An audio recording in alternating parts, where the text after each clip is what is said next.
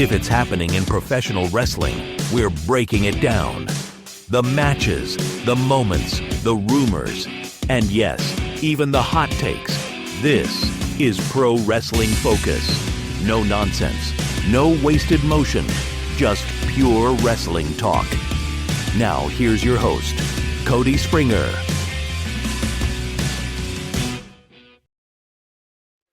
What's good, everybody? Welcome back to another episode of Pro Wrestling Focus.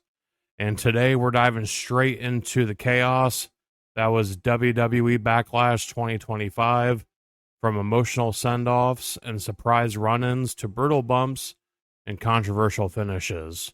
This show had it all. We're going to break down every match, rate them, talk about what worked, what didn't, and where things might be going from here. Plus that post-show press conference. Yeah, we need to talk about R-Truth and John Cena. But yeah, I wanted to get this review up for you guys. I was going to try to do it yesterday, but I wasn't feeling very well. But I'm feeling okay today, so, let's get into it. This is your official Backlash review.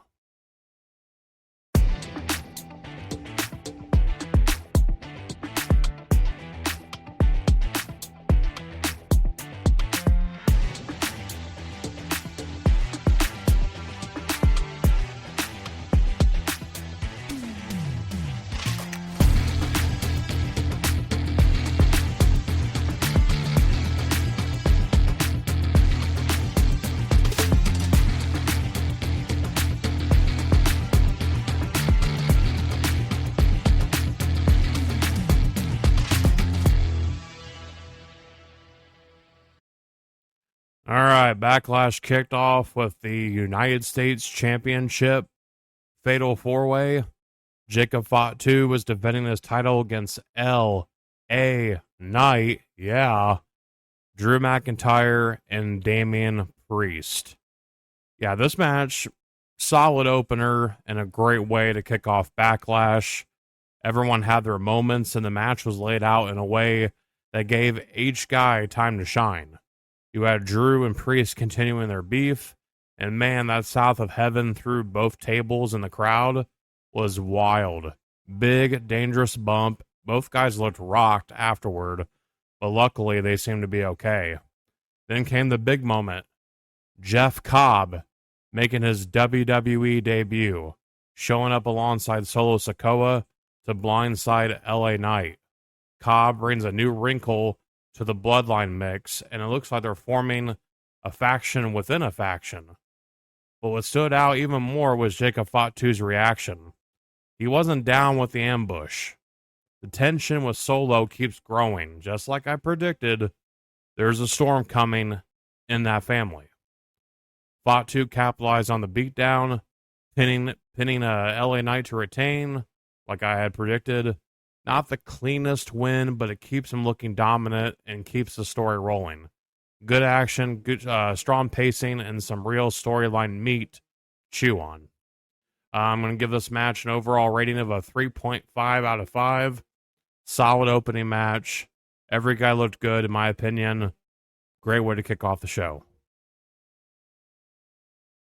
All right, up next, we have Lyra Valkyria defending the Women's Intercontinental Championship against Becky Lynch.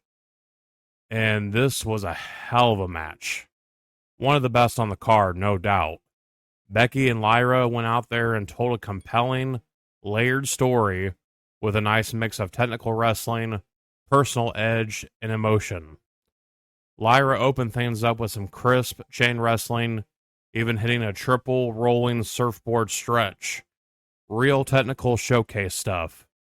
But once Becky took control, she made things personal. One of the best moments of the night, Becky dragging Lyra toward her real-life fiancé, L.J. Cleary, and taunting him with, "Oh, this is your girl? This is your girl, huh?" I like that. And it added a whole new level of heat to the match. And by the way, to those of you online who were bashing Lyra or taking a dig at her fiance for how he looked, Just so you guys know, yeah, he might have looked like a nerd in the audience, but this guy is an actual wrestler himself. Look him up, LJ Cleary. But don't be shaming Lyra for who she is with outside of the ring. Don't do that. That's ridiculous. They're together. They've been together for a long time. It's none of our business, honestly. They're happy with each other in their personal life. So who are you to judge, in all honesty? I just wanted to make a mention of that because, like I said before, I said this a couple podcasts back. Wrestling fans will say the most disrespectful shit ever. They do. It is reprehensible sometimes with these comments that, get posted on X or Instagram or Facebook. It is ridiculous. But the thing about it is, most of the comments that get put out there, it's nothing that nobody would say to someone's face. Because they're cowards. They're chicken shit. But anyways, back to the match. Lyra fought from underneath like a classic babyface. Becky tried everything to keep her down, from stiff offense to old school heel tactics like trying to throw Lyra into the exposed turnbuckle, but nothing worked. Lyra kept kicking out and stayed alive, showing grit and determination the entire way. After a series of intense roll-up reversals, Lyra finally managed to catch Becky in a pin and score the 3 count, clean. But the match didn't end there. Becky snapped, immediately attacking Lyra post-match and locking her in the disarmor until Adam Pearce and officials ran out to break it up. Becky stormed off, a sore loser, while Lyra stood tall, bruised but not broken. This wasn't just a great match. It was a coming out party for Lyra Valkyria. A few months ago, people were ready to write her off, called her boring, said she didn't deserve to be the first ever Women's Intercontinental Champion, but now she's making believers out of folks. She went toe-to-toe with Becky Lynch and came out stronger for it. Lyra's not just hanging. She's proving she belongs. I'm going to give this match a 4 out of 5. Great match between these two. And I wouldn't mind seeing a couple more Lyra and Becky matches because these two have great chemistry and the story they've been telling, great stuff. So yeah, I wouldn't mind seeing more, but we got to get Bayley into the mix. We got to get Bayley in here somehow, some way, because having her sit on the sidelines, while this is going on, when she is a major part of the story too, it doesn't make sense to me. So they got to get Bayley back in the mix here in this feud, in some kind of way. So I'm still looking for that. Hopefully we get it soon. But yeah, 4 out of 5 rating. Great match. All right, up next, we have the Intercontinental Championship. Dominik Mysterio defending against Penta. This one had the potential to steal the show, but unfortunately, it fell flat. And not because of the talent involved, but because of the overbooking and lack of time. Penta and Dominik are two guys who could have put on a banger. Penta's got that explosive offense, and Dom has grown a lot as a character and performer, especially with the Judgment Day backing him. But this match barely hit the 10-minute mark, and what we got was more interference than wrestling. Carlito, Finn Balor, JD McDonough all had their fingerprints on this thing. And yeah, I get it, that's Judgment Day's MO. But the problem is this. Dominik is holding the Intercontinental Championship. That title deserves better than just being a prop in a glorified angle. The finish was especially chaotic. After a fun moment where Penta leaped over the referee to take out Carlito and JD, Finn distracted the ref, setting up the surprise appearance of El Grande Americano, who we all know damn well is Chad Gable under the mask. He shows up on the apron and headbutts Penta with the metal plate hidden under his mask, sending Penta crashing to the mat. Dom pounced on this and capitalized with the pin to retain the title. Let's be real, this match existed solely to further Penta's ongoing feud with Chad Gable in disguise, not to spotlight the Intercontinental title, and that's a problem. When the belt takes a back seat to shenanigans, it cheapens the whole thing. Also, still waiting on that slow burn Finn Balor turn on Dom, but it looks like they're holding off until SummerSlam or later. For now, we just get more distraction finishes and Judgment Day gang warfare. The bottom line is that this wasn't the showcase it could have been. Hopefully there's a rematch down the line with fewer bodies at ringside and more focus on what these two can actually do in the ring. All right, up next, we have Gunther versus Pat McAfee. And this match was an absolute war. And while it wasn't the most technical bout of the night, it told one hell of a story. Pat McAfee went through the grinder against the ring general. And though he lost, he walked out looking like a damn warrior. From the opening bell, Gunther made it very clear this was going to be physical. Pat's chest looked like it had been set on fire. A raw, welted mess thanks to those trademark Gunther chops. And McAfee, to his credit, gave it everything he had. He doesn't move like a full-time wrestler, but his heart, off the charts. He was fighting from underneath the whole time and would not stay down. One of the best parts of this match wasn't even the ring. It was Michael Cole on commentary.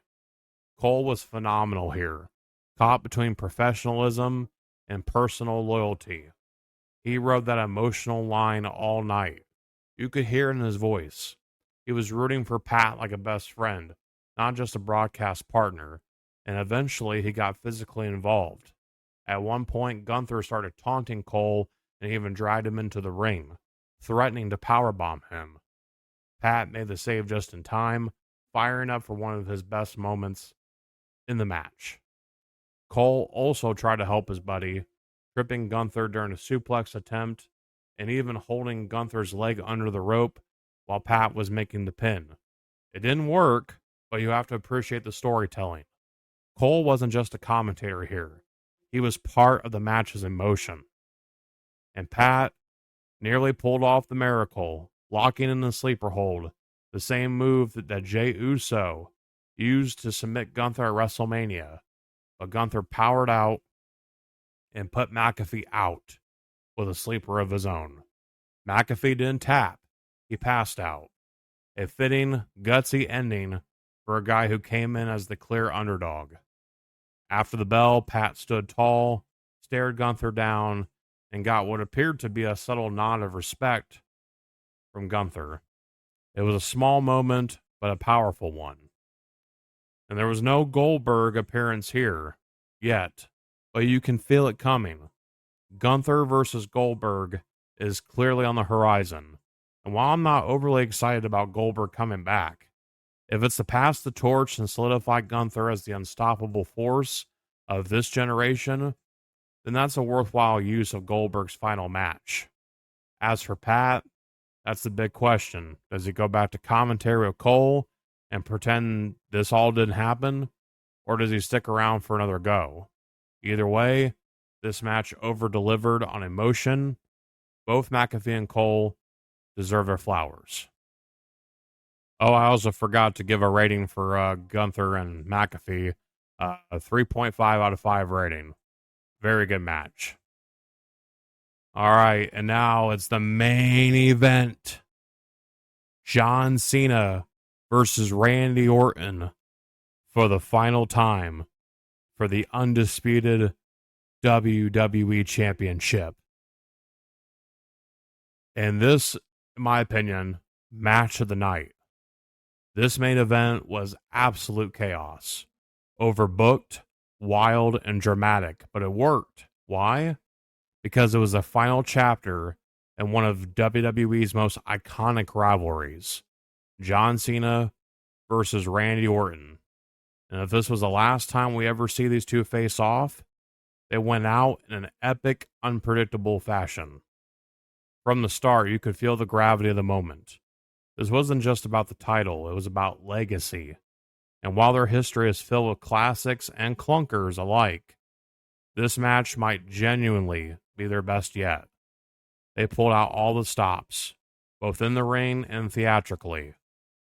One of the early big spots saw Orton try to hit an attitude adjustment on Cena through the announce table, but it didn't quite go as planned. So in true veteran fashion, Orton improvised. He grabbed another table from under the ring and made sure Cena went through it the second time. Smart recovery, and the crowd ate it up. Orton wasn't done. This dude went on a full-on RKO blitz. But before that, referee Chad Patton goes down. The second referee, Eddie Arango, gets taken out in the mayhem. And that's when all hell broke loose. SmackDown general manager Nick Aldis and a team of WWE officials rushed down to check on the ref. But Orton wasn't having it. He starts losing his mind. He's crashing out, screaming, demanding a new ref, and in true Viper fashion, decides to just start hitting everybody with RKOs. Nick Aldis dropped. Shane Helms, Daivari, Jamie Noble dropped. Even independent talent, Austin Mutalo, working as an official, sold the RKO like his life depended on it. Absolute gold. It looked like Orton was about to finish Cena for good, lining up the dreaded punt kick. But then, R-Truth shows up, of all people. Truth runs down to stop Orton, yelling that he couldn't let him do that to his childhood hero. It's absurd. Orton drops Truth with an RKO for his trouble, but the distraction gives Cena an opening. Cena, ever the opportunist here, hits Orton with a low blow, followed by a shot to Orton's head with the championship belt. Chad Patton, finally back in the land of the living, slides in and counts the 3. John Cena retains the undisputed WWE Championship. Now look, this wasn't a 5-star classic by traditional standards, but it was a moment. It was cinema, wild, entertaining, and it was 2 of WWE's all-time greats, doing everything they could to put a stamp on their rivalry. If this really is the final Cena versus Orton match, it was the perfect send-off. Full of callbacks, chaos, and that signature WWE drama. Cena continues his retirement tour as the champion, and Orton, despite the loss, looked every bit like a legend, still capable of stealing the spotlight. Final chapter closed, and they nailed the landing. After the chaos of the main event settled, and by the way, I'm giving Cena and Orton a 4 out of 5 match of the night. Very close between this match and Lyra and Becky, but I'm going to give Cena and Orton the match of the night. It was great. Awesome ending. And then, but yeah, John Cena stood tall with the undisputed WWE Championship still in hand. Something shifted. As Cena made his way up the ramp, the crowd gave him a heartfelt thank you Cena chant. The wild part, he's a heel right now. But even that couldn't stop fans from showing love. For a brief moment, the cold and calculated version of Cena faded, and we saw some genuine emotion on his face. Maybe it's starting to hit him. The end really is coming. Cena's final match is looming in December, and moments like these are becoming fewer and far between.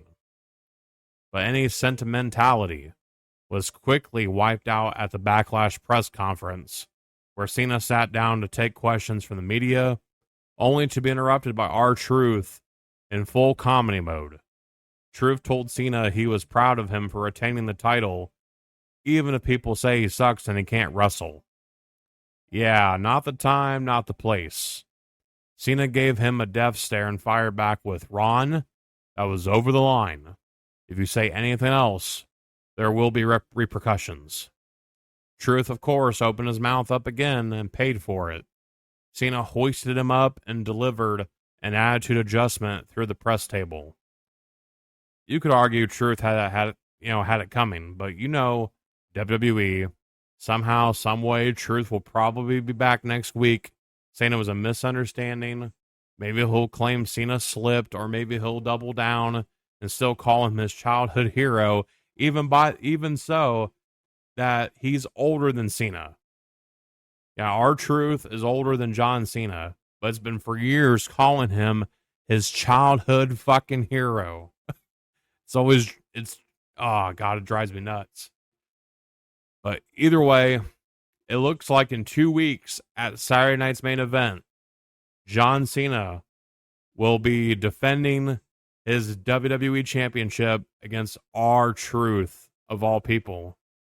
I wish I could say this will finally put an end to Truth's delusions, but with this man, you never really know.